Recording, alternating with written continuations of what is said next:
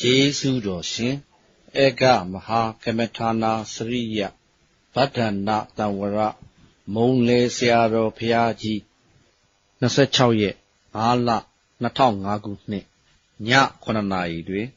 Hoja Somado Muato, Kana Nyan Yap, Diki Puk, Padesa Tamopa, Diado, Amaton.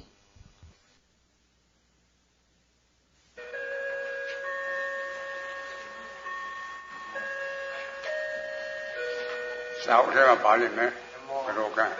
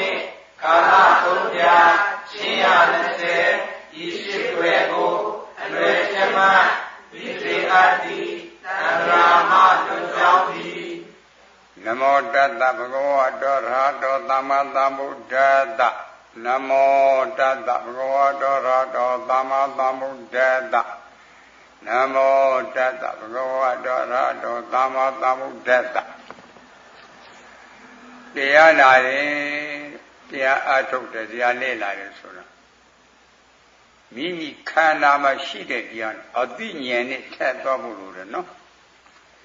Shide Dia, Ione Dwara Dad, Bola de Kanangaba Jora, no? Nyada Pinasara Andra de Pore Kanangaba, who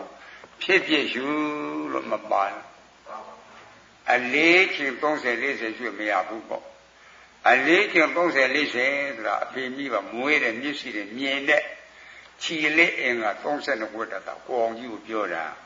အဲ့ဒါပြင်းညက်အာယုံတွေယုံနှုတ်တိုင်းမှာပေါ်တဲ့ခန္ဓာကိုဖြစ်ဖြစ်ရှုရမယ်တဲ့မြင်ဆဲလူနဲ့မြမလားခန္ဓာ၅ပါးခန္ဓာ၅ပါးပါဗျာကြားဆက်မြို့ကတိုက်ပြီလားခန္ဓာ၅ပါးခန္ဓာ၅ပါးပါဗျာခန္ဓာ၅ပါးလို့အမှန်တည်းရဲ့ဤခန္ဓာ၅ပါးတရားပေါ်မှာလူနဲ့ဓမ္မတ္တဝါလို့အမှန်မှားအတိမှားအယူဆမှားတယ်မပြောင်းလိုက်ကြောက်ပါဗျာအမှန်ပြီးတော့အမှားကြောက်တယ်နော်အမှားကြောင့်တက်ခါတိတွေမကြောက်ဘူးလားကြောက်ပါဗျာဒီခန္ဓာ၅ပါးကမြင်ပြီးရမပြည့်လားပြည့်ပါဗျာကြားပြီးမပြည့်ပြည့်ပါဗျာအပြည့်ကိုသိတော့ခိုင်တယ်မြဲတယ်လို့ပြောမလားပြောပါဗျာအပြည့်ကိုသိတော့ခိုင်တယ်မြဲတယ်ယူတာတတ္တရာတိတွေမကြောက်ပြောပါဗျာနောက်ခန္ဓာအစားထိုးတာသိတော့ဘဝပြည့်တယ်လို့ပြောမလားပြောပါဗျာအစားထိုးတာသိတော့ဘဝပြည့်ပြီဥစ္စေရယူမပြောဘူးလားခန္ဓာ၅ပါးခန္ဓာ၅ပါးမှန်ကြတော့တက်ကာတိတွေပြောတယ်နော်သတ္တရာတိတွေဥစ္စာတွေတက်ကာတိတွေပြောသောတာပန်ဖြစ်ချမ်းသာစိတ်ကိုရပြီဘလောက်ဒီချမ်းသာတယ်လဲစိတ်ကိုမကောင်းလားအမေရိကန်တိုက်ပြည်မှာရှိတဲ့တပြည်လုံးမှာရှိတဲ့ရွှေမကြောက်တန်ပရမဆိုင်စပါတပြည်လုံးရှိတဲ့ပစ္စည်းနဲ့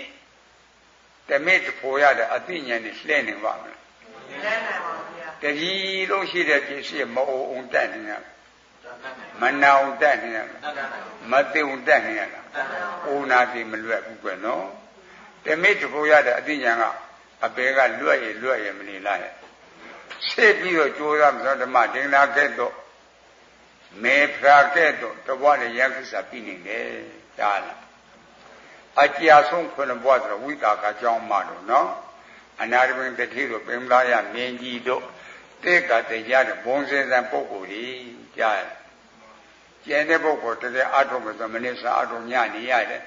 ညနေအထုံးမနစ်စာရတယ်ကြာရင်9ရက်တဲ့ကွကြားတယ်ဘာကြောင့်မရတာလဲယုံကြည်မှုမရှိနှလုံးသွင်းမှားလို့လည်းဖြစ်မှာပေါ့အဲ့လိုလည်းစစ်စစ်ကြအောင်နှလုံးသွင်းမှန်းဖို့ယုံကြည်မှုရှိဖို့လိုတယ်ယုံကြည်လေ့လာရမယ်ခန္ဓာမှာရှိတဲ့တရားနဲ့အသိဉာဏ်နဲ့ထပ်သွားဖို့လိုတယ်ခန္ဓာအကျိုးတက်ကာတိတိပြုတ်မယ်ဆိုရင်တက်ကာယတိတိဖြုတ်ဖို့ဆိုတဲ့ကိစ္စဥမာလိုတယ်ကွပြင်းညက်ပရမပိုင်းခြားလို့သိဖို့လိုတယ်အဲ့ဒါပိုင်းခြားတဲ့ဉာဏ်မသိရင်ညာတပညာပိုင်းခြားတဲ့ဉာဏ်မပါရင်တေဂါတိတိချုပ်လို့မလွယ်ဘူးအဲ့တော့ပြင်းညက်ပရမပိုင်းခြားဖို့လိုတယ်ခန္ဓာ၅ပါးကပရမလူကပြင်းညက်ခန္ဓာ၅ပါးကပရမနတ်ကပြင်းညက်ခန္ဓာ၅ပါးကပရမပြမကပြင်းညက်ပြင်းညက်ပဲပြင်းညက်ဆိုတော့သမုတ်ရှိအခေါ်ရှိမသမုတ်လည်းရှိသမုတ်ရှိခန္ဓာ၅ပါးဘယ်ပုံပဲနည်းရှိတာလဲအနိစ္စအနေနဲ့ရှိတယ်ဒုက္ခအနေနဲ့ရှိတယ်အနတ္တအနေနဲ့ရှိတယ်အဲ့လိုစစ်ဖို့လိုတယ်ဒါထိတိမဲ့သဘောပေါက်ဖို့လိုတယ်လူတွေမိမိကຢာကဒေါသမောဖြစ်တယ်ဘယ်ပုံမှာဖြစ်တာလဲလို့ပြန်ဆန်းစစ်ဖို့လိုတယ်ပြင်းညက်အောင်မှဖြစ်တာပြင်းညက်အောင်ပရမတ်အောင်မှဖြစ်ခွင့်မရဘူး။ဘာကြောင့်ဖြစ်ခွင့်မရတာလဲ။စဉ်းစားအဲ့ဒီခန္ဓာ၅ပါးထိထိမိမိနဲ့လာကြ။ယူပခန္ဓာကိုပြန်စစ်စစ်ကြည့်ရေမြုပ်ကြီးနဲ့တူတယ်။ချောင်းတဲ့မြေထဲမှာရှိတဲ့ရေမြုပ်ကြီးပမာဏဖြစ်တယ်။ဘလောက်ပဲကြီးလင်းနဲ့ကန်စမ်းကြည့်လင်းနှုံးနဲ့လည်းမှပဲထိသွားမယ်။ခုခံလို့နေရလားဘာကြောင့်မခုခံတာလဲအနှစ်သာရမရှိအနှစ်သာရရှင်ခုခံမှာပေါ့တောင်းလင်းကျွန်းလက်မှထိသွားတယ်အဲ့ဒါအနှစ်သာရယူပခန္ဓာကိုယူပခန္ဓာကိုယ်ကိုရှင်းရှင်းလင်းလင်းအချာမချာသိရဲ့ညာကဒေါသမောဖြစ်ပါမလားဖြစ်ပါဘူးအဲ့ဒါရှင်းတာယူပခန္ဓာဝေဒနာခန္ဓာလေးပွဲပမာဏသမင်းချက်တဲ့ကဘောလို့စုပွင့်နေတဲ့အခါ ငွေဖလားလေးတွေအင်မတန်တူတယ်စီဖောင်းလေးတွေပေါ်လာလဲပေါက်ကွဲသွားလဲပေါ်လာလဲပေါက်ကွဲသွားလဲ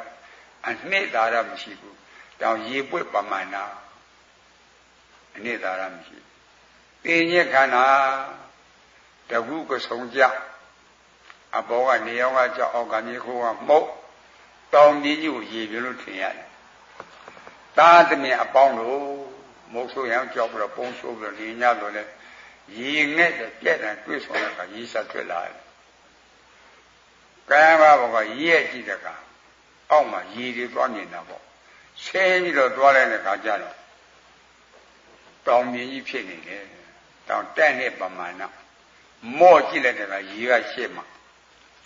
ရှေ့ပြီးတော့လိုက်သွားတယ်တပြလောက်ရောက်တဲ့အခါတဲတောင်ကြီးပဲသွားကြည့်တယ်မော့ကြည့်ပြန်ရှေ့မှာရှေ့ပြီးတော့လိုက်သွားတာတားပြန်ပေါင်ရေငက်ပြီးတော့တေးကြတယ်ရေတော့လို့တေးလာလားငက်လို့တေးလားညာလို့တေးပါအခုလည်းတရားနာပြိတ္တတွေတဲ့နဲ့ပမာဏကဲ့သို့လူချမ်းသာရှားကြတာတွေ့ကြပြီလားနဲ့ချမ်းသာရှားတာတွေ့ပြီလားပြန်ပါချမ်းသာရှားတာတွေ့ပြီလားဘာဖြစ်လို့မတွေ့တာလဲမရှိလို့ရှိရင်တွေ့တော့ဘူးနော်အဲ့ဒါရှားလို့သိခဲ့တာကဘာနဲ့အမျှမရည်တွေ့တော့သိခဲ့ရပြီရှိစိတ်ပေါ်မကောင်းလားတွေ့တဲ့တရားကအိုနာတိပါတိစ္ဆာနဲ့ဒုက္ခသစ္စာလူချမ်းသာလားဒုက္ခသစ္စာဒုက္ခသစ္စာနဲ့ချမ်းသာလားဒုက္ခသစ္စာဒုက္ခသစ္စာယမချမ်းသာလားဒုက္ခသစ္စာဒုက္ခသစ္စာအဲ့လိုစိတ်ပေါ်မကောင်းလားရှင်းတဲ့တရားလို့အမှန်သိရင်အမှန်သိတော့လူချမ်းသာနဲ့ချမ်းသာယမချမ်းသာတော့နှလုံးသွင်းမှားတဲ့အဝိဇ္ဇာမချုပ်ဘူးလားအဝိဇ္ဇာချုပ်ရင်တဏှာလာအောင်ဥပါဒ်လာအောင်ကံလာအောင်မလားလာပါဗျာကဲတဏှာဥပါဒံကမလာဘူးမလာတော့ခန္ဓာလာပါမလားလာပါဗျာအဲ့လိုစိတ်ပုံမကောင်းလားအမှန်တိတော့အမှားပြောက်တယ်နော်အဲ့ဒါလင်းလာကြဒါကြောင့်တဲ့ကာယဆိုခန္ဓာ၅ပါးတဲ့ကာယတော့ဟောတာတောက်သိဉ္ဇခန္ဓာတန်းနဲ့တူတယ်သင်္ခါရခန္ဓာနှစ်ပြောနေတူတယ်နှစ်ပြောဆိုတာအတေနဲ့တူတယ်အရွယ်နဲ့တူတယ်အသိနဲ့တူလို့ပြောခြင်းမဟုတ်အနှစ်သာရမရှိတာဥမာပေးတာဘယ်လိုအနှစ်သာရမရှိတယ်လဲမပြောပင်တပင်အရင်ဖြတ်မပြောဘက်ကိုခွာကြည့်လိုက်မပြောဘက်တောင်ပုံသွားမယ်အနှစ်သာရတွေ့ပါမလားတွေ့ပါဗျာယုံရဲ့လားတွေ့ပါဗျာအဲ့ဒါဥပမာအခုလေပုံညာအာနိသဒါနကုသိုလ်တိလကုသိုလ်တွေမလုပ်ကြဘူးလားလုပ်ကြပါအဲ့ဒါကပုံညာပြီးသင်္ခါရမပါလားသင်္ခါရတက်ပြီးသင်္ခါရအနိစ္စလို့မဟုတ်ဘူးလားအနှစ်သာရရှိရလားကွယ်ရှိပါဗျာမရှိဘူးနော်အဲ့ဒီသင်္ခါရကိုနောက်ကိုလှည့်ကြည့်တဲ့အခါအဝိဇ္ဇာလို့မတွေ့လားတွေ့ပါအဝိဇ္ဇာအုပ်ချုပ်တာကွယ်စဉ်းစားပုံမကောင်းလားအဝိဇ္ဇာပြည့်စုံသင်္ခါရအဲ့ဒီသင်္ခါရပြည့်စုံဝိညာဏပုံညာပြီးသင်္ခါရကြောင့်ဒါနကုသိုလ်သီလကုသိုလ်ကြောင့်လူခန္ဓာမရဘူးလားရပါဗျာနတ်ခန္ဓာမရဘူးလားရပါဗျာလူခန္ဓာနတ်ခန္ဓာရတယ်နော်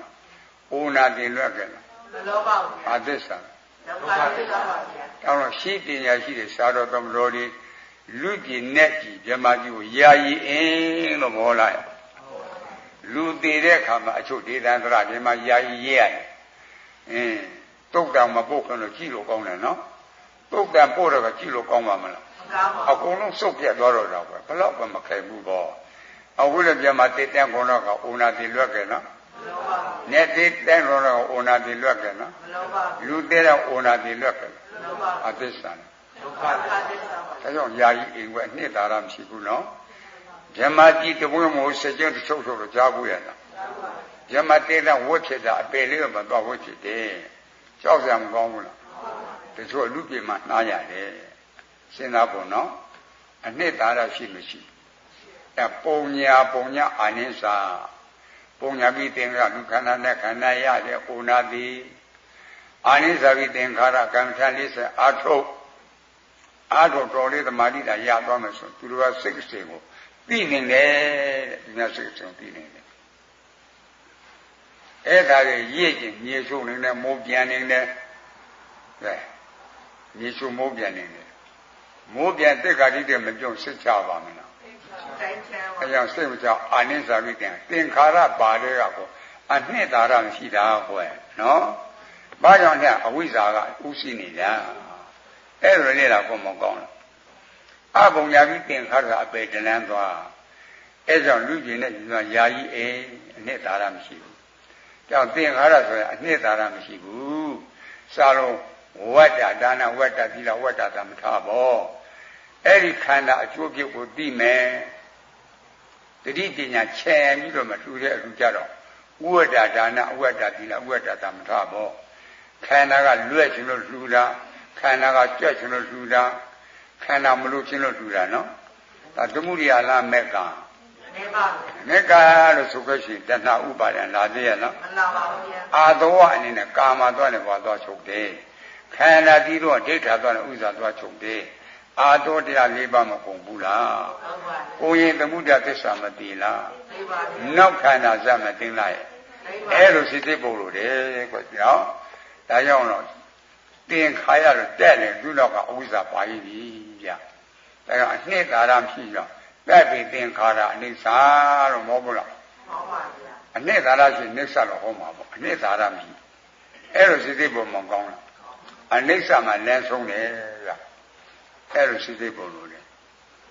အဲ့တော့ခန္ဓာတိဘုသစ္စာတိပရိစ္ဆာတော့ပဲကြောင်းကျိုးတိဖို့တိမှာပယ်နေတာမတိပယ်နေပါဘူးပယ်နိုင်ပါဘူးခန္ဓာတိဖို့လိုတယ်သစ္စာတိဖို့လိုတယ်ပရိစ္ဆာတော့ပဲကြောင်းကျိုးတိဖို့လိုတယ်အဲ့ဒါစာကိုကြည့်တဲ့ပုဂ္ဂိုလ်များခန္ဓာဖွဲ့တယ်လို့ရှိနေဖွဲ့တယ်မဖွဲ့တယ်လည်းကြည့်တော့ဟောရမှာပေါ့ဖွဲ့တတ်ကြပါလားခန္ဓာဖွဲ့ခန္ဓာဖွဲ့တဲ့ဆိုအလုတ်ပင်နည်းတွေပေါ့အခုလူတွေကအဲ့တဲ့ခန္ဓာကိုမသိလို့လူဆွဲနဲ့ဆွဲကြမှာဆွဲနေတာဟုတ်ခန္ဓာတိကဆွဲကြလို့သိတယ်နော်ကြောင့်ခန္ဓာဖွဲ့ရမယ်ကျစာကိုကြည့်မဖွဲ့တယ်လည်းမဖွဲ့နဲ့ဖွဲ့တယ်လည်းဖွဲ့မရပြင်းလည်းစာကိုကြည့်ကြနော်ခန္ဓာမတွေ့တာလို့သင်ရတာကဲဘုန်းကြီးပြောမယ်နင်ကဥပမာအဖြစ်ဆွမ်းလို့ဆိုတော့ပြကြည့်အောင်အရှိကိုကြည့်မရှိတာကိုမြင်တတ်တယ်တဲ့ပုရုဇံကဲနဲ့အရှိကိုကြည့်မရှိတာမြင်တတ်တယ်စဉ်းစားနော်တဲ့တကားတိုက်ကြည့်တဲ့အိုးအမျိုးမျိုးတွေလုပ်ကြတယ်ဘုန်းကြီးတို့ဒေသန္တရတွေမြေကြီးကိုအိုးလုပ်တာတွေရှိတယ်ကွာ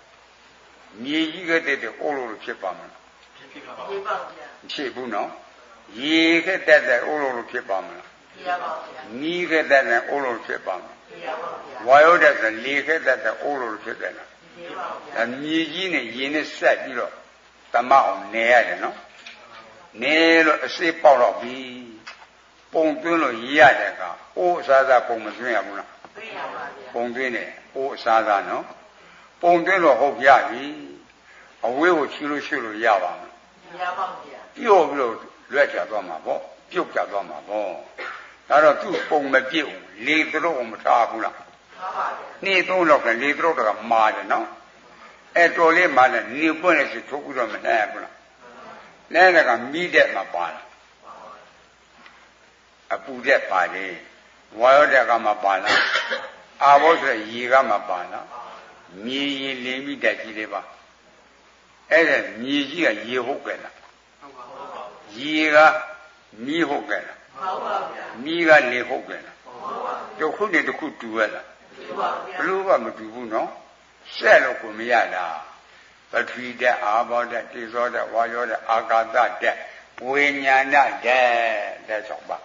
တခုတခုတူရလားတူပါဗျာအဖေမိဘမွေးတဲ့မျက်စိနဲ့ကြည့်ရင်အိုးစားကမြင်တယ်ကွအဖေကမွေးတဲ့မျက်စိအဝိဇ္ဇာမျိုးလုံးတက်ကြည့်တဲ့ကအိုးစားကမြင်တယ်အိုးစားတဲ့မြင်တဲ့ကကိုယ်အသုံးဆောင်နေနဲ့မရချင်ဘူးလားရချင်တဲ့အသုံးဆောင်နဲ့ရေအိုးလိုတယ်ဟင်းအိုးလိုတယ်ခရအိုးလိုတယ်ခွက်တိပကန်းလေးလိုတယ်အစားရချင်တယ်ခရပြီးတော့ဝိဇ္ဇာမျက်နှာကိုတက်ကြည့်လိုက်တာကအိုးစားသာနာတဲ့ကြည့်လေးပါဓာတ်ကြီးလေးပါဗျာဘုရားတော့ဝိဇ္ဇာမျက်နှာကြည့်ဓာတ်ကြီးလေးပါနော်အိုးတွေ့လားဓာတ်ကြီးလေးပါဓာတ်ကြီးလေးပါဗျာအဲ့ဒီဓာတ်ကြီးလေးပါလေရူပတိရူပံဖောက်ပြန်ပြီးတော့မပြည့်လားမ အနှစ်သာရရှိတဲ့တရားဟုတ်ပဲလားဟုတ်ပါဗျာအဲ့လိုစိတ်ဘုံမကောင်းလားတွေ့တဲ့ကြီးလေးပါတွေ့ရင်ဟိုအတွင်တန်နေတွေ့သေးရလားမတွေ့ဘူးပေရိမျက်စိနဲ့ကြည့်အဝိဇ္ဇာမျိုးလုံးတက်ကြည့်တော့အိုးစားစားပေါ့ဝိဇ္ဇာမျက်မှန်တက်ကြည့်တော့ကတက်ကြီးလေးပါပေါ့အဲ့လိုလေ့လာဖို့မကောင်းလားအမှန်ပြီးတော့အမှားကြောက်တယ်လို့မဟုတ်ဘူးလားဟုတ်ပါဘူးဒါတော့လောဘဒေါသမောဟဆိုတဲ့ကိလေသာတရားဟာလက်ကြီးလေးပါးပေါ်မှာဖြစ်တာလားအိုးစားစားမှဖြစ်တာတကယ်ရှိတယ်ကအိုးစားစားလားလက်ကြီးလေးပါလက်ကြီးလေးပါပါဗျာလက်ကြီးလေးပါလို့တွေ့တဲ့အခါမြင်တဲ့အခါအိုးတွေ့သေးရလားမတွေ့တာရှိလို့လားမရှိတော့မရှိရင်အိုးဆွဲတိတိမပြုတ်ဘူးလားပြုတ်ပါဗျာအိုးဆွဲတိတိပြုတ်တယ်တဲ့တခါကြောက်ဖြောင်းသားကောင်းကောင်းတပိတ်တာတော့ခြေပြီးတော့နေလားတော်လေးပြော့ပြီဆိုတဲ့အခါရှင်ကြီးတော့ဆွေသုံးကြီးလုံးလိုက်တာပေါ့စပွဲပေါ်မှာတင်ထားတရားနာပြိတ္တတွေဘာတွေမြင်တယ်လဲလို့မေးရင်ဘယ်လိုဖြေပေးမလဲရှင်ကြီးတော်ကြီးမြင်တယ်နော်ရှင်ကြီးတော်မြင်တယ်တဲ့တခါပြန်ပြီးတော့မှအဲ့ဒီရှင်ကြီးတော်ကိုညီလေးနဲ့လှမ်းပြော့တဲ့အခါပေါ့ပေါ့ဆိုများဆုတ်တယ်လို့ဘယ်ပြန်ညာပြန်ဆုတ်ကြည့်တော့ကရှင်ပြူတော်တွေ့မလားဖျောင်းသားတွေ့တယ်ဖျောင်းသားပါဗျာဖျောင်းသားတွေ့တယ်စဉ်းစားဖို့မကောင်းလားတခါအဲ့ဒီဖျောင်းသားကိုညင်းလို့လုပ်လိုက်ပြီးသားညင်းလို့တော့ဆိုဖို့တင်ထားတရားနာပိဋကတ်တွေဘာလဲမြင်လဲလို့မေးရင်ညင်းဝင်တယ်အဲတပိတ်သားလောက်ရှိတဲ့ကိုတကြက်သားဒီတကြက်သားဒီကိုဒီတွေ့တရားတော့တိရစ္ဆာန်အစားသားလူအစားသားအယုတ်ကမလို့ရပြီဘူးလားဟုတ်ရပါဘူးတိရစ္ဆာန်အစားသားလူအစားသားနော်အဲ့ဒါအယုတ်ပေါင်း100ဆိုဘက်မှာတင်တာတရားနာပြိတ္တတွေဘာတွေမြင်လဲလို့မေးရင်ဘယ်လိုဖြေပေးမလဲအယုတ်ပေါင်း100အဲ့ဒါကနေလေးလှမ်းပြီးတော့မှစုပြီးခြေတော်နဲ့နင်းလေးနဲ့နေပြီးတော့မှလုံးထားတဲ့အခါအယုတ်ပေါင်း100တွေ့တယ်လားဖျောင်းတော့လားဖျောင်းတော့ပါဗျာဖျောင်းတော့ဖျားပေးတဲ့ဝိဇ္ဇာတဲ့မြင့်မယ်နဲ့တက်ကြည့်တဲ့အခါဖျောင်းလားအရှင်းတဲ့ရှင်းကြပါဗျာအရှင်းတဲ့ပြည့်တယ်နော်စဉ်းစားဖို့မကောင်းလားဒါတော့ဆွမ်းလိုက်တာအရှိကိုကြည့်မရှိတာမြင်တတ်တယ်တဲ့အခုပြိတ္တကမြင်တာအယုတ်ပေါင်း100မြင်တာဟုတ်တကယ်ရှိတာကအယုတ်ပေါင်း100လားအရှင်းတဲ့အရှင်းကြပါဗျာအမှန်ပြီးတော့အမှားမကြောက်လားရပါဗျာအဲ့တော့ယာကဒေါသမောဟဆိုတဲ့ကိရိတာတရားတွေဟာအရှိယူပိခန္ဓာမှာဖြစ်တာလားပုဂ္ဂိုလ်တ attva မှာဖြစ်တာလားပုဂ္ဂိုလ်တ attva ဖြစ်တာနော်ပုဂ္ဂိုလ်တ attva ကပြင်းရဲ့အရှင်းကပရမတ်ဟောစဉ်းစားဖို့မကောင်းလားပုဂ္ဂိုလ်တ attva ပြင်းရဲ့အရှင်းကပရမတ်အာယုံအာရမိကစဉ်းစားပြင်းရဲ့အာယုံပရမတ်အာယုံယာကဒေါသမောပြပြင်းရအောင်မှာဖြစ်တာအရှိယူပဲခန္ဓာကရေနှုတ်ခြင်းနဲ့တူတယ်ကဲရေနှုတ်ခြင်းနဲ့တူတယ်လို့မြတ်စွာဘုရားမဟုတ်ဘူးလားဟုတ်ပါပါအနှစ်သာရရှိရလားရှိပါဘူးအနှစ်သာရမရှိရင်လိုချင်တဲ့ယာကစိတ်တွေဖြစ်ပါမလားဖြစ်ဘူးကွယ်စဉ်းစားတိတိမိမိတယောက်အရှင်မပြေတဲ့အခါဒေါသစိတ်တွေမဖြစ်ဘူးလားဖြစ်ပါဗျာတခါကလည်းလောဘစိတ်တွေမဖြစ်ဘူးလားဖြစ်ပါဗျာအဲ့ဒါအရှင်းပေါ်မှာဖြစ်တာလားပုဂ္ဂိုလ်တ attva ဖြစ်တာပုဂ္ဂိုလ်တ attva ပေါ်မှာဖြစ်ပါဗျာတကယ်အမြင်ခန့်အရှုခံကပုဂ္ဂိုလ်တ attva လားအရှင်းတယ်ရှင်းတာပါဗျာအဲ့မြင်တာကိုတင်ညာဖုံးတယ်မဟုတ်ဘူးလားမြင်တာကိုတင်ညာဖုံးတယ်တင်ညာကိုတင်ကရှင်းမှတင်ကသိမယ်မြင်တာကရှင်းတဲ့ကိုမြင်တာတင်ညာကပုဂ္ဂိုလ်တ attva မြင်တာကရှင်းတဲ့ကိုမြင်တာတင်ညာကမင်းဒီမင်းသားကဲစီရိဘောမကောင်းလားအဲ့ဒါကြောင့်တော့ပြဉ္ညအာယုံနှစ်သက်ကြုံဖြစ်မြကိလေသာပြဉ္ညအာယုံနှစ်သက်ကြုံဖြစ်မြကိလေသာဒါညာဒေါသမောဖြစ်တယ်ပြဉ္ညအာယုံဒါကြောင့်မရှိပြဉ္ညကလူနဲ့တမှာတတ်တော်လို့မဟုတ်ဘူးလားမရှိပြဉ္ညကလူနဲ့တမှာတတ်တော်နော်ရှိပရမတ်ကခန္ဓာ၅ပါးအဲ့ဒီခန္ဓာ၅ပါးဘယ်ပုံဘယ်နည်းရှိတာလဲစိစိပုံမကောင်းလား အနိစ္စအနေနဲ့ရှိတယ်ဒုက္ခအနေနဲ့ရှိတယ်အနတ္တအနေနဲ့ရှိတယ်ကြားလားအဲ့လိုလေ့လာဖို့မကောင်းလားစဉ်းစားအဲ့တော့အာယုံမှန်ဖို့အာယုံမှန်တော့တရားမှန်တယ်တဲ့အာယုံအာရမိကအဲ့လိုစိတ်ဖို့မကောင်းလားပေတခါပြန်ပြီးစဉ်းစားကြတော့လေးတွင်မြစ်တွင်မကြားသူကြားဘူးထမ်းတာခွဲ့တစ်ခွဲ့မှာအစစ်သားလောက်ဆိုင်တယ်6ခွဲ့ဆေးရောင်စုံခြင်လိုက်တာပေါ့အင်မတန်ကောင်းတဲ့ဆေးရှိတဲ့ဆေးထုပ်လေးကိုဆက်ပြီးသားလေးတစ်ခွဲ့ကိုတစ်ထုပ်ထုပ်ထည့်လိုက်ဆက်ထားပြီးသားဆေး6ခွဲ့ရေနွေးကလည်းထည့်ပြီးတော့သမအောင်စုပ်တန်ကောင်းလည်းမှုကြီးလိုက်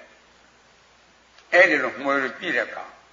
သဘောမှတင်တာတရားနာပြိတ္တကြီးဘာတွေမြင်တယ်လဲလို့မေးဘလို့ဖြစ်ပေးမယ်ဆေးတွေမြင်တယ်အဲ့ဒီဆေးကိုမြင်တဲ့အချိန်လူချဲလောဘကိလေသာဖြစ်သေးရလားဖြစ်ပါဘူးပြင်းမှတဲ့ဒေါသတွေကဖြစ်သေးရလားမဖြစ်ပါဘူးမောဟကဖြစ်သေးလားမဖြစ်ပါဘူးဖြစ်ဘူးကွနော်ရှေ့မှာပိတ်ကားကြီးဖူးကြီးကြည့်လိုက်ပိတ်ကားကြီးမမြင်ရဘူးလားမြင်ရပါဘူးအဲ့ဒီပိတ်ကားကြီးကလောဘဒေါသမောဟကဖြစ်ပါမလားဖြစ်ပါဘူးဖြစ်ဘူးနော်ကဲတစ်ဖက်ကလေးလက်သားကောင်းကြက်ပုံရက်ပြီးသဘောရဲ့ပိတ်ကားပေါ်မှာဆေးစီလေးချပြီးတော့နိုင်ငံကျော်စက်လိုက်မိသီးလေးပုံတစ်ပုံဆွဲလိုက်တာပေါ့ကြာနာခြေလိုက်တာပေါ့ရောင်းစိုးတစ်ဖက်ကနိုင်ငံစက်လိုက်မင်းသားလေးပုံတစ်ပုံဆွဲလိုက်အဲ့ဒီခါကျတော့အမျိုးသမီးတွေကမင်းသားလေးမြင်တဲ့အခါလောဘစိတ်တွေမဖြစ်ဘူးလားဖြစ်ပါဗျာအမျိုးသားကမင်းကြီးမြင်တဲ့အခါလောဘစိတ်တွေမဖြစ်ဘူးလားဖြစ်ပါဖြစ်တယ်နော်တကယ်စဉ်းစားကြည့်တကယ်လေ့လာကြည့်တော့တကယ်ရှိတာကမင်းသမီးလားဆေးလားဆေးပါဗျာမင်းသားလားဆေးလားဆေးပါဗျာဆေးကိုမြင်တဲ့ပုဂ္ဂိုလ်ကယာဂဒေါသမောဖြစ်ပါမလားမဖြစ်ပါဘူးဗျာမင်းသမီးအနေမင်းသားနဲ့မြင်တော့ယာဂဒေါသဖြစ်တာတကယ်ရှိတာကမင်းသမီးလားဆေးလားဆေးပါမင်းသားလားဆေးလားဆေးပါအဲ့လိုစိတ်ပုံမကောင်းလားဒါကြောင့်အရှိကိုကြည့်မရှိတာမြင်တတ်တယ်ပုရုဇဉ်ကံလို့ခေါ်တာဗျာအဲ့လိုလေ့လာဖို့မကောင်းလားမှန်ပါတဲ့စုပ်ပြန်လေးနဲ့ပြန်ပြီးတော့သူ့အကွင့်နဲ့သူခွဲ့ထဲကိုပြန်ဖြောပြီးတော့ပြန်ထည့်လိုက်တာပေါ့နော်ထည့်ထားတဲ့ကသိုးမှတင်ထားမင်းကြီးမြင်လာလားဆေးကိုမြင်လားဆေးကိုမြင်ပါမင်းသားကိုမြင်လာလားဆေးကိုမြင်လားဆေးကိုမြင်တဲ့ချိန်မင်းကြီးတွေ့သေးရလားမင်းသားကတွေ့သေးလားဘာဖြစ်လို့မတွေ့တာမရှိလို့မရှိဘူးဆိုဘယ်လိုဆွဲမလဲဆွဲတာမရှိတော့ဘူးနော်အဲ့လိုစိတ်သေးပုံမကောင်းလားအဲ့ဒါမြင်တာကိုတင်ညာပုံနဲ့တင်ညာရှင်းမှတင်ညာကဲမယ်မြင်တာကအရှင်းတဲ့ကိုမြင်တာတင်ညာကမင်းသမီးတင်ညာကမင်းသားစိတ်သေးပုံမကောင်းလားကဲ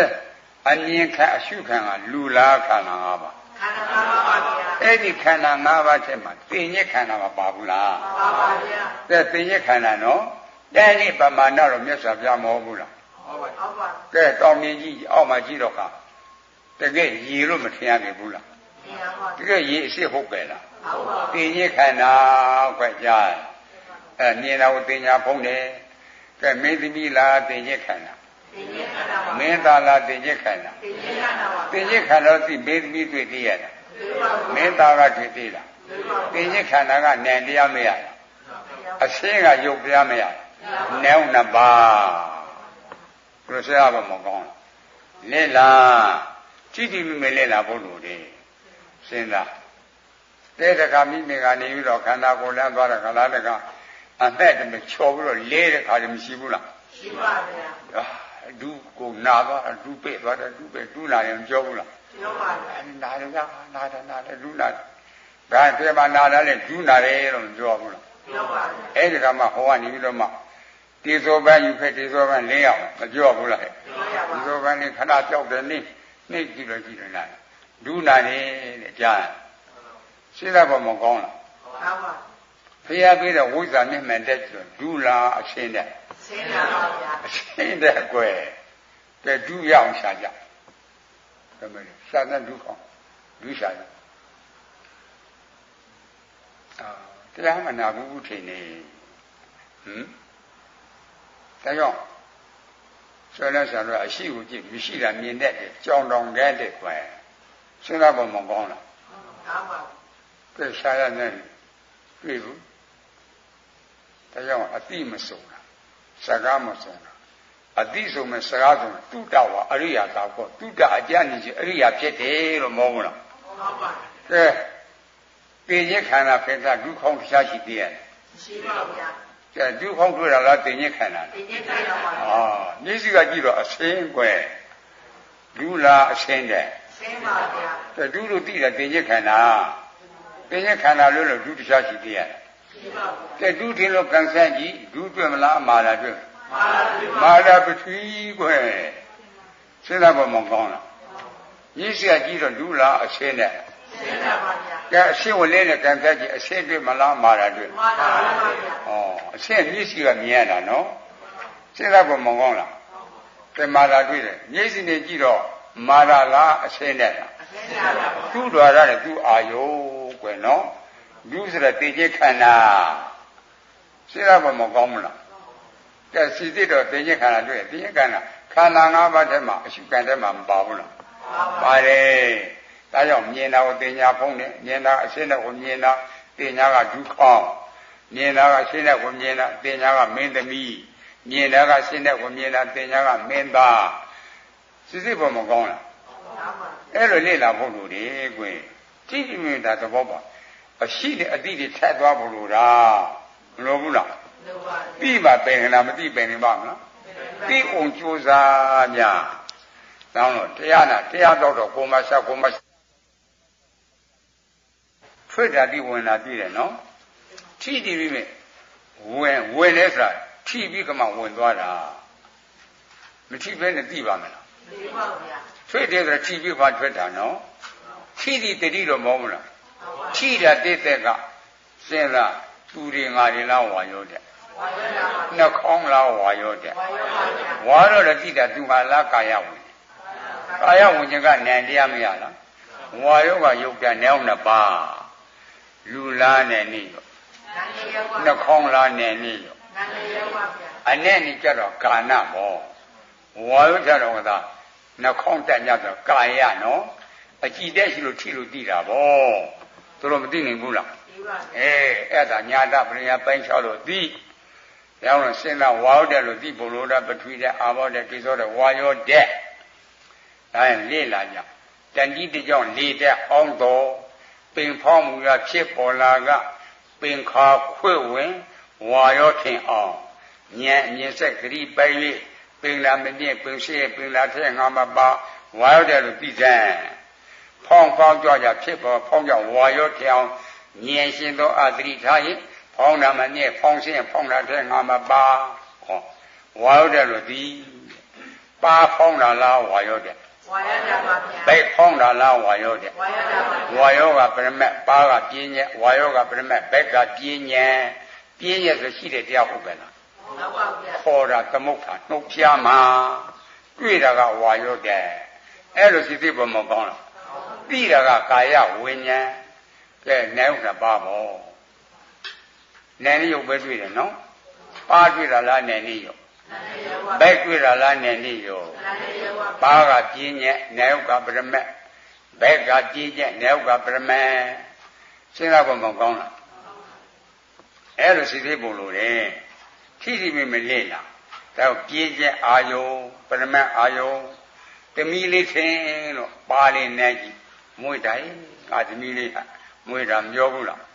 ရှင်းတော့တွေ့တာကတမီတွေ့တာလားအနဲ့တွေ့တာလား နာတွေ့တာ သားတွေ့တာလားအနဲ့တွေ့တာလား နာတွေ့ပါ ဩရှင်းလား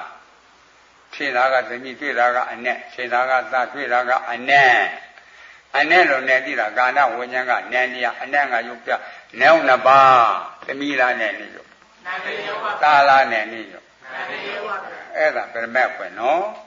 ကဲသမီးလို့ဘလောက်မှခေါ်နဲယုတ်ကသမီးဖြစ်ကြလား ဒီပါဗျာ သားလို့သမုံညာဆိုတော့သားဖြစ်ကြလား ဒီပါဗျာ အဲ့တော့သူကပြမက်မဖောက်ပြန်ဘူးကြွက်ကြားရပြောင်းပြောင်းဝင်လားဟဲ့မပြောင်းဘူးအဲ့လိုလေ့လာဖို့မကောင်းလား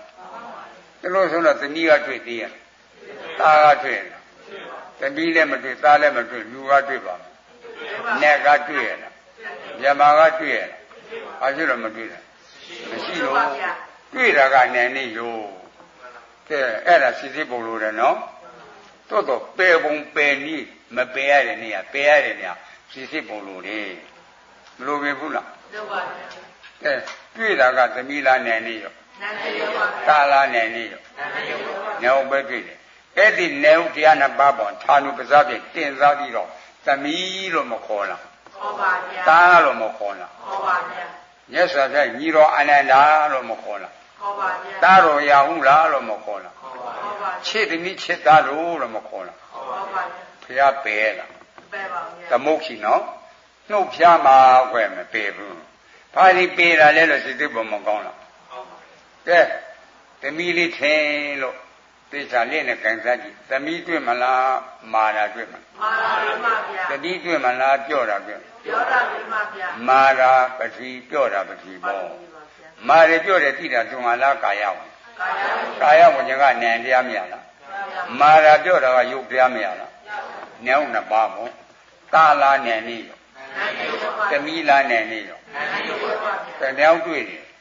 ကာလည်းမတွေ့သမီးလည်းမတွေ့အဖြစ်လို့မတွေ့တာအဲ့ဒါယုံကြည်ရဲ့လားယုံကြည်ရင်ဒိဋ္ဌိပြုတ်ပြီဗျာဒိဋ္ဌိပြုတ်ပြီတွေ့တာကနေဟုတ်ပဲတွေ့တယ်နော်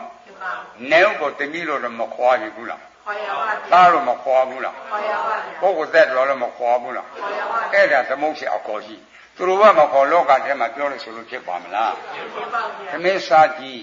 ဟင်းကစားဟင်းမစားမခက်ဘူးတော့စားတကနှိပ်ပြီးတော့ဟဲ့စားယူပြန်မပြောရဘူးလားပြောရပါယူချေတဲ့ဆိုတော့ဘာယူရမလို့သိပါမလားသိပါဘူးစားယူတယ်လို့ပြောရတာပဲစဉ်းစားဖို့မကောင်းလားအေးဒါတော့မဟုတ်သေးယူခဲ့ဘာယူခဲ့ညာယူခဲ့သမတန်ဖြာတိယူခဲ့မပြောရဘူးလားပြောရပါသမုတ်ရှိသမုတ်ရောမပန်ဘူးလားမှန်ပါအဲ့ဒါနှုတ်ဖြားမှာဗျသမုတ်ရှိအခေါ်ရှိနော်မသမုတ်လည်းရှိသမုတ်လည်းရှိအဲ့ဒါနားလေအိုးစီစီပေါ်မကောင်းလားပြင်းညက်အောင်ပရမတ်အောင်အဲ့ဒါပိုင်ချတိဘလို့တဲ့တမိကပြင်းညက်နေဟုတ်ကပရမတ်သားကပြင်းညက်နေဟုတ်ကပရမတ်စဉ်းစားဖို့မကောင်းလားတဲ့တကလေးလာကြအိုးညာတော့တဲ့ထမင်းစားတဲ့ပုဂ္ဂိုလ်ကြီးမဟုတ်တိကျက်တဲ့လူစတဲ့ပုဂ္ဂိုလ်ကညားတယ်မစနိုင်တဲ့လူကနေတယ်မဟုတ်တိမစနိုင်တဲ့လူမဟုတ်တိဝယ်ပါမလားဝယ်ပါဗျာအလကားပြင်တော့စားပါမလားစားဘူးကွယ်အဲ့ဒါမစနိုင်ပုဂ္ဂိုလ်ကဟင်းနဲ့လေကျေသားဘက်ကိုဆက်စားလိုက်တာမဟုတ်တိကောင်လေးဝါနေတာပြန်လို့မထွေးဘူးလားထွေးမလားထွေးထုတ်ကြည့်တာဒီပါလဲကွာဆက်တယ်အရာတော်ကိုပြည့်သွားတယ်ကြားတယ်ထွေးကြည့်တာဟောတယောက်ကစနိုင်ပေါ့ငုတ်တိမှာပါတော့သူ့စိတ်ထဲမှာဟာတာတာပေါ့တဲ့အတွက်ကြားငုတ်တိတောင်နဲ့နောက်မှာဝါနေအခုမှအရာသာတွေ့တာကဲတယောက်ကစနိုင်ပုဂ္ဂိုလ်လေအခုမှအရသာတွေ့တယ်ကဲအဲ့ဒါငုတ်ပြီးစဉ်းစားနော်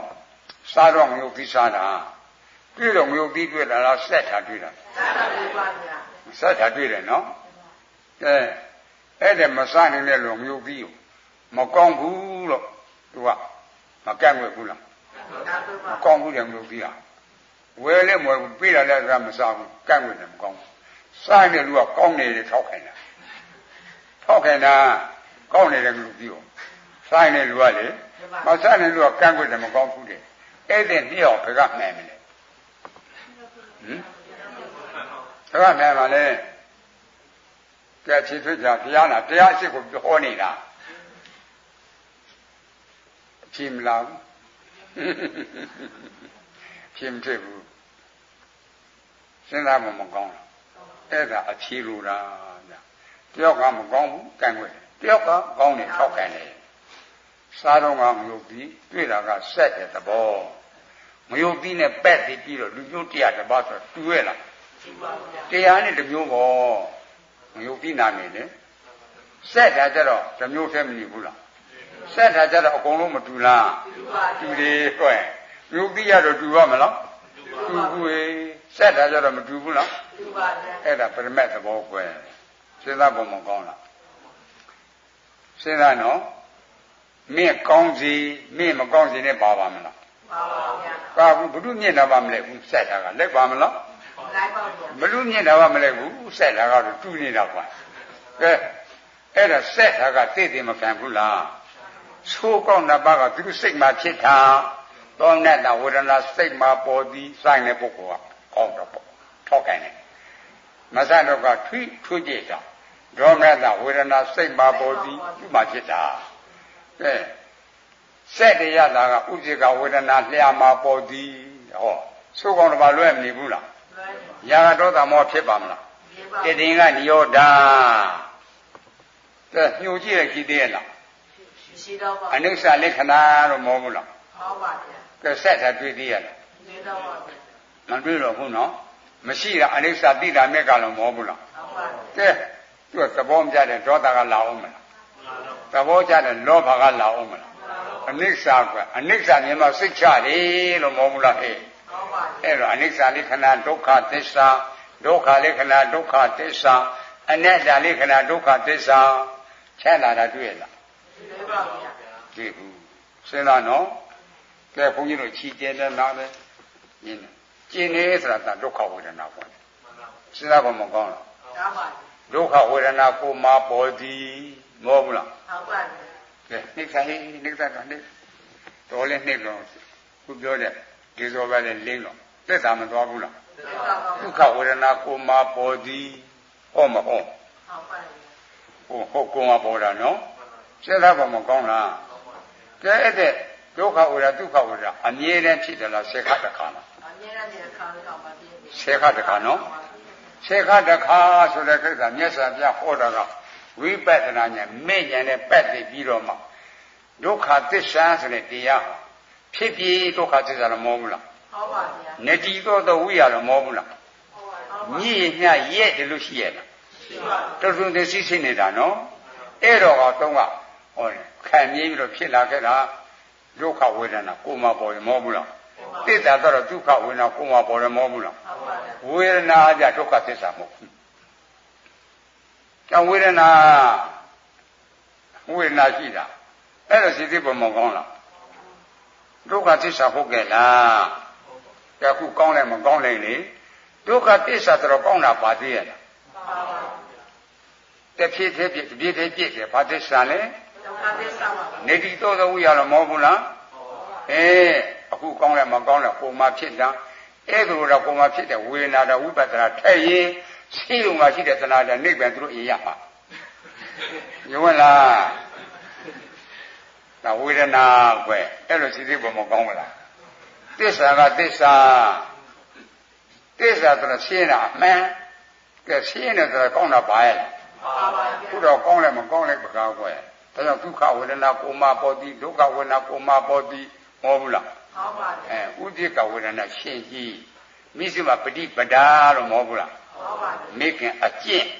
သိုးကောင်းတော့ပါလွတ်တဲ့တရားဒါသောမနတဝေဒနာစိတ်မှာပေါ်သည်ဒေါမနတဝေဒနာစိတ်မှာပေါ်သည်ဒုက္ခဝေဒနာကိုမှပေါ်သည်ဒုက္ခဝေဒနာကိုမှပေါ်သည်ဥဒိကဝေဒနာမြည်စီနာနာလျာလို့မပြေဘူးလားရှင်းရပါမကောင်းလားဟုတ်ပါကဲသိချာကြည့်ဆက်တဲ့သဘောကဘလူမြင့်တာကမလဲမင်းကိုကောင်းစီမင်းမကောင်းစီနဲ့ပါလားပါပါဗျာဘလူမြင့်တာမှဆက်တာတော့ကဘလူမြင့်တာမှမလဲဘူးနော်အကုန်လုံးမတူဘူးလားတူပါတူရဲ့ဆိုးတာမပါကောင်းတာမပါဘူးအဲ့တဲ့နေရာကိုသိအောင်လို့ဒါကြောင့်ဥစ္စေကဝေဒနာလျာမှာပေါ်သည်မဟုတ်ဘူးလားဟုတ်ပါတယ်ညိုကြည့်လိုက်ရှိသေးရဲ့ရှိတော့ပါအနိစ္စလက္ခဏာဒုက္ခသစ္စာဒုက္ခလက္ခဏာဒုက္ခသစ္စာအနတ္တလက္ခဏာဒုက္ခသစ္စာလောင်မြတ်ထင်ရှားတယ်လေသူတို့လေ့လာဖို့မကောင်းဘူးလားစဉ်းစားတဲ့တခါဓမ္မရွက်အရှင်းပုတ်လိုက်တာရေပဲဆန်လည်းမဖြစ်တဲ့မို့တဲ့ပုတ်လိုက်တာစားကြည့်အဲ့ဒါစားကြည့်တော့စားတာရှိတဲ့ပုဂ္ဂိုလ်တော့ခရွင်းသားလို့နေတာပေါ့အခုမှခရွင်းသားလေးအခါတဲ့လေးအခါကျက်တယ်လို့လေမှန်ပါဗျာကဲဟောလူကသာတုတ်တဲ့အခါတော့ဓမ္မရွက်ကမသိနဲ့စားကြည့်တာခါလို့ပြန်ထွေးကြည့်တာဒီပါလားကွာခါတယ်အရာတော်ကိုပြည့်ကုန်ကွာရှားလားကဲသူ့တွေတော့မကောင်းဘူးတော့စဉ်းစားဖို့မကောင်းလားဟုတ်ပါဗျာကြိတ်တယ်လူကတော့အခါကြိတ်တယ်လူကကောင်းတယ်မကြိတ်တယ်လူကမကောင်းညှို့ထွက်မလားဘူးလားဟုတ်ပါပါခါတဲ့သဘောတဘာဝတ္တတရားကမင်းကိုကောင်းတယ်မင်းမကောင်းတယ်နဲ့ပါလားခါတာတော့ဘုရုမြင့်တာကမလဲဘူး အဲ့ဒီသဘောတရားကိုသိဖို့လိုတယ်စဉ်းစားပါမကောင်းလားသဘာဝဉာဏ်တော့ဟောဝဉာဏ်လို့မပြောဘူးလားပါဇက်ကပြောတော့ကိုကမသိသူ့သဘာဝတသိဖို့လိုတာစဉ်းစားပါမကောင်းလားကဲခါတာသူ့သဘာဝကောင်းတာမပါဆိုးတာမပါကောင်းတာဆိုတော့ကိုယ်စိတ်ကလုတ်တာအဲ့ဒီစိတ်ကိုမြင်အောင်ကြည့်ဒါလိုတာမဟုတ်ဘူးလားဟုတ်ပါဘူးတရားတယ်နဲ့တရားရောက်မလို့တာစဉ်းစားပါမကောင်းလားထီထီလေးလားကဲထိုင်ကြည့်လိုက်စိတ်ထဲဉာဏ်ထက်ထိုင်ကြည့်တင်မနဲ့ကျဲနေမဖြစ်ဘူးလားဖြစ်ပါဗျာထီတတိလို့ဟောမဟောတတိပြုလိုက်တာနော်တတိပြုတော့ကာယအကြည့်ရှိတော့ဖွက်တတ်ပါမာတော့မာတဲ့မတက်ဘူးလားဖြစ်ပါပြီးတဲ့စိတ်လေးမပေါ်လားပေါ်ပါဗျာကျဲလို့သိရလားမာလို့သိတာမာလို့သိပါဩမာလို့သိတာအာယုံအာရမိကလည်းမဟုတ်ဘူးလားဖတ်တဲ့ပါယောဘုသူဖတ်တဲ့ပါယောအာယုံအာရမိကမှန်နေတာမာတဲ့သဘောသိတာလေးကမာလို့သိတာအာယုံမာလို့မပြဘူးလားပြပါအာယုံအာရမိကအာယုံမှန်တော့တရားမှန်တယ်အဲစဉ်းစားအဲ့လိုစိတ်သေးပေါ်မကောင်းလားကျန်လားမာတဲ့သဘောတင်ပါလားကာယအကြည့်ကာယအကြည့်ပါအဲ့နှစ်ခုတို့သိတဲ့စိတ်မပေါ်လားပေါ်ပါဗျာတဝိညာဉ်တည်းထိလို့သိလို့ဖြစ်ကြလားဖြစ်ပါဘာကြောင့်မဖြစ်တယ်လဲနေလို့ပါဇက်ကတော့အနိစ္စအနိစ္စဒုက္ခဒုက္ခအနတ္တတော့ပြောပါတော့ဟဲ့အနတ္တ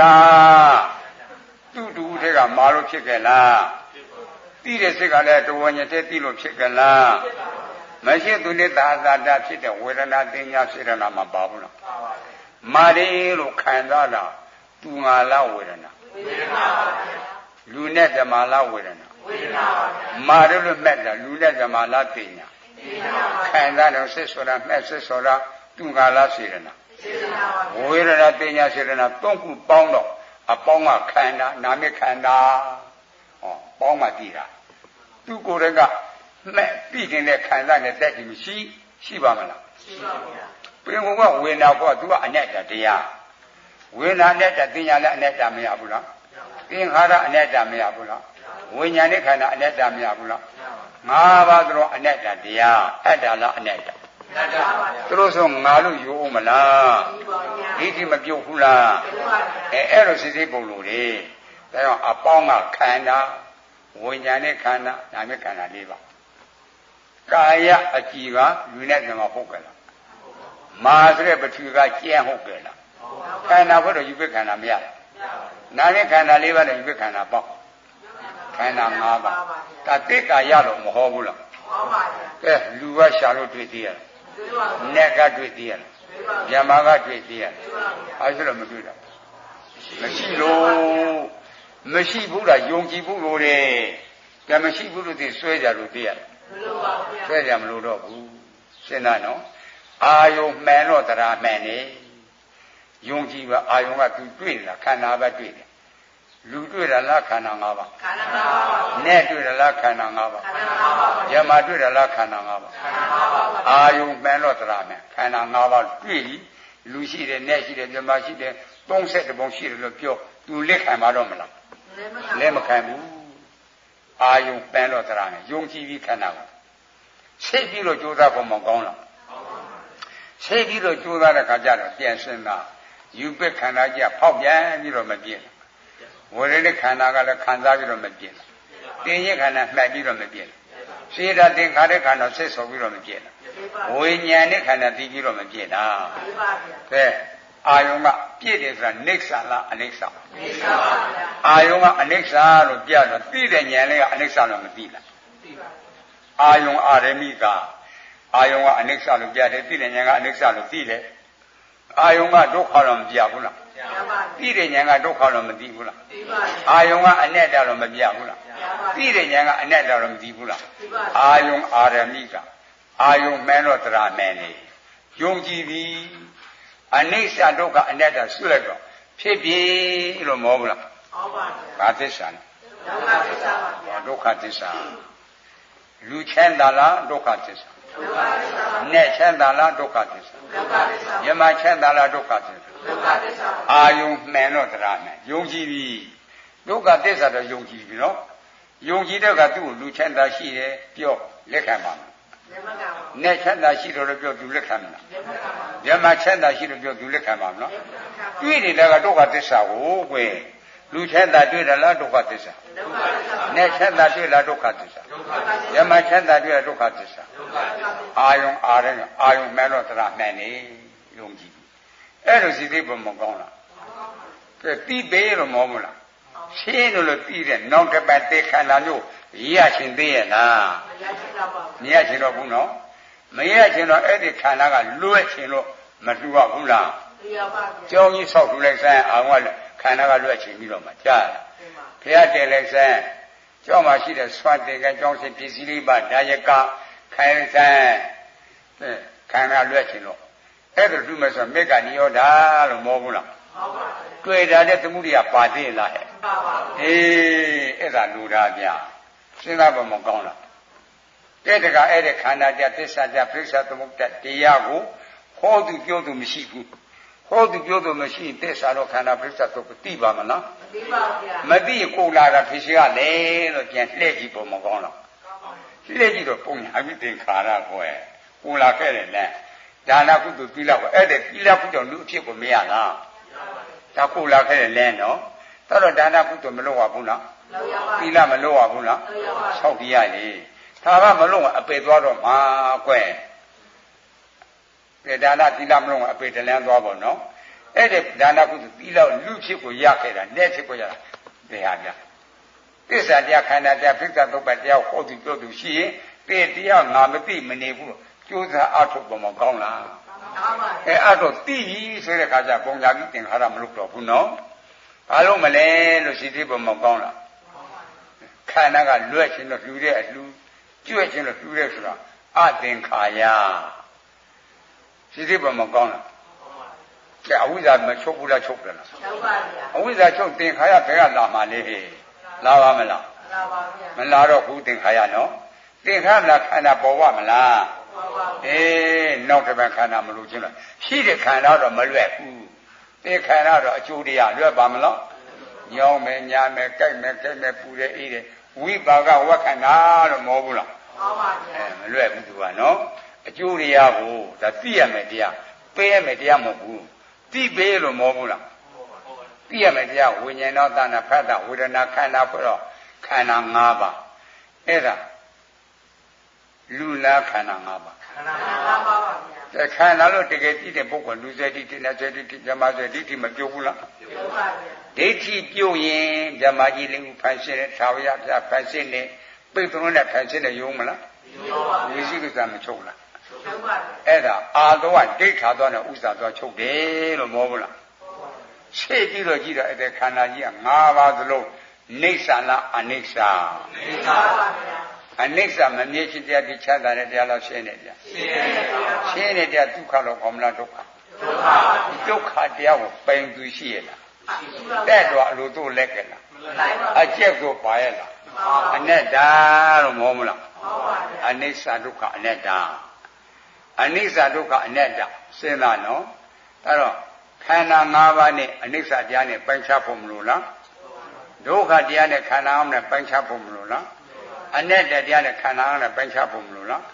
အနိစ္စတွေ့တဲ့အချိန်နဲ့ဥပ္ပတိရလားဖြစ်နေရင်ခန္ဓာ၅ပါးချုံးလည်နေနေရောကဲအနိစ္စတွေ့တဲ့ခန္ဓာဥပ္ပတိရလားအနိစ္စတရားနဲ့ဉာဏ်နဲ့ပိုင်းခြားဖို့မလို့လားဒုက္ခတရားတွေ့တဲ့ခန္ဓာဥပ္ပတိရလားဒုက္ခတရားဉာဏ်နဲ့ပိုင်းခြားဖို့မလို့လားအနတ္တတရားတွေ့တဲ့ခန္ဓာဥပ္ပတိရလားပိုင်းခြားဖို့လို့တယ်နော်ပါဠိတွေ့လိုက်တိရဏပရိညာအနိစ္စဒုက္ခအနတ္တတွေ့တယ်အနိစ္စဒုက္ခအနတ္တကဉာဏ်ရုံမတွေ့ဘူးဟောတိနာပရိညာဉာဏ်ရုပ်ကိုတွေ့တဲ့အချိန်ခြေလေးအင်္ဂါတွေတွေ့သေးရလားခြေလေးအင်္ဂါမတွေ့လူနဲ့တပါတွေ့သေးရလားညာတပရိညာလို့မဟုတ်လားဟောဉာဏ်တွေ့တဲ့အခါညာတပရိညာခြေလေးအင်္ဂါမတွေ့ဟော30လူဝိဒတာမတွေ့လူနဲ့တပါမတွေ့တွေ့တာကဉာဏ်နဲ့ယောဉာဏ်ရုပ်ကိုတွေ့တော့ဒိဋ္ဌိမပြုတ်လားဟုတ်ပါဗျာအနိစ္စဒုက္ခအနတ္တဆွလိုက်တော့ဖြစ်ပြီလို့မဟုတ်လားဟုတ်ပါဗျာဒါသစ္စာနဲ့ဒုက္ခသစ္စာပါဗျာဒုက္ခသစ္စာအမှန်သိသွားပြီနော်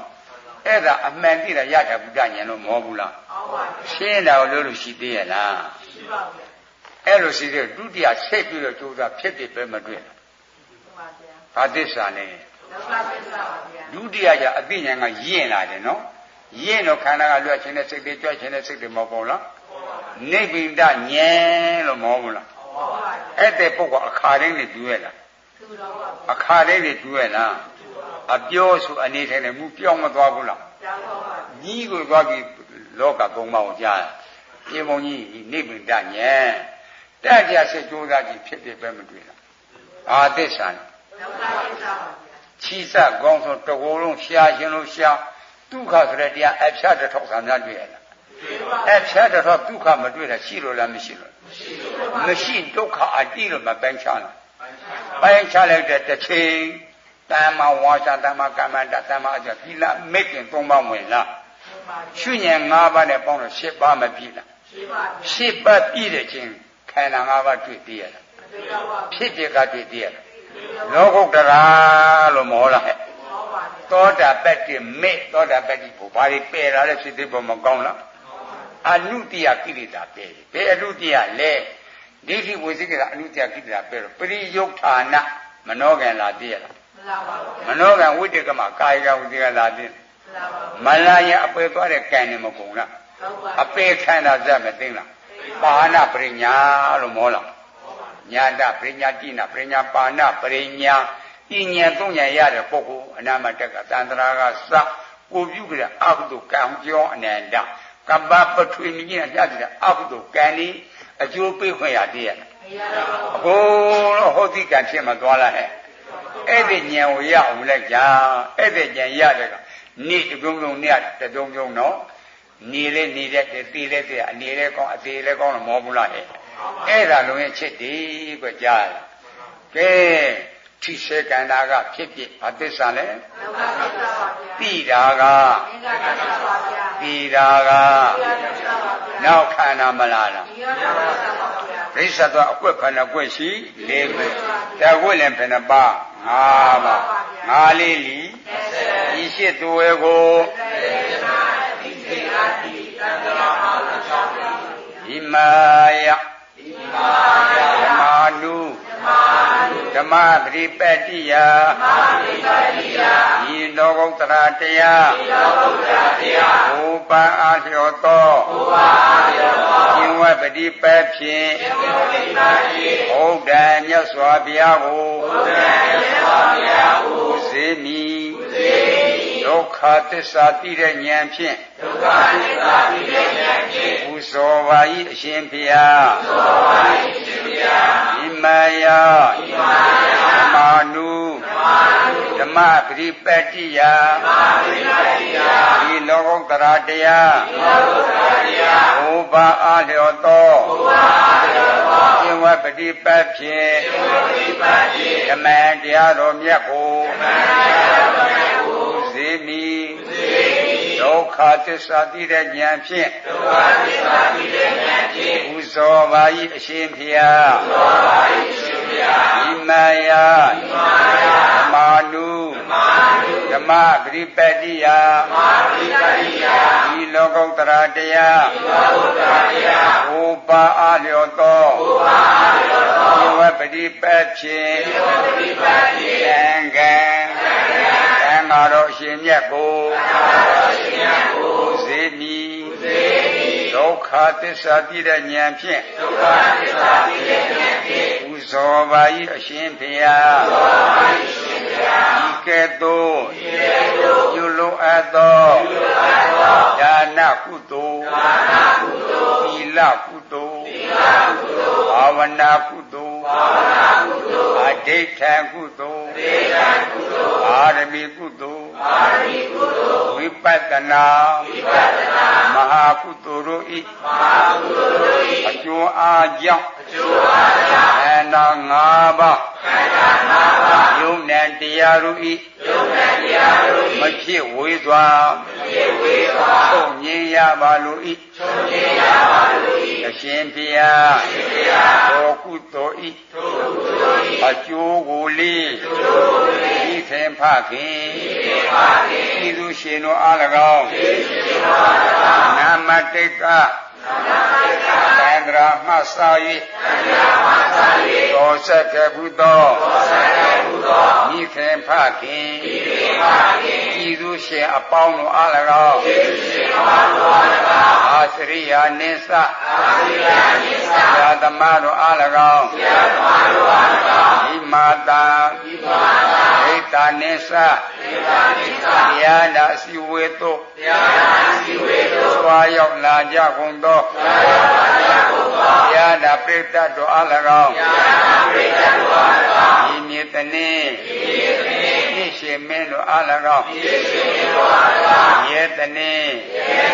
ယမမင်းတို့အား၎င်းဘုဆောင်နဲ့အင်းဆောင်နဲ့ကျောင်းဆောင်နဲ့ဓမ္မယုံဆောင်နဲ့ဘုံမစိုးနဲ့ယုတ်ခစိုးနဲ့အာဂတစိုးနဲ့တော်ဆောင်နဲ့တောင်ဆောင်နဲ့ရွာဆောင်နဲ့မျိုးဆောင်နဲ့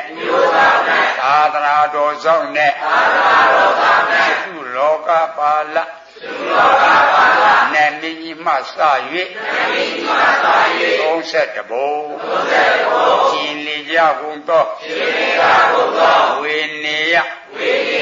ဒုခိတာဒေါခိတာသက်တော်အပေါင်းတို့အားအာဇီယာမ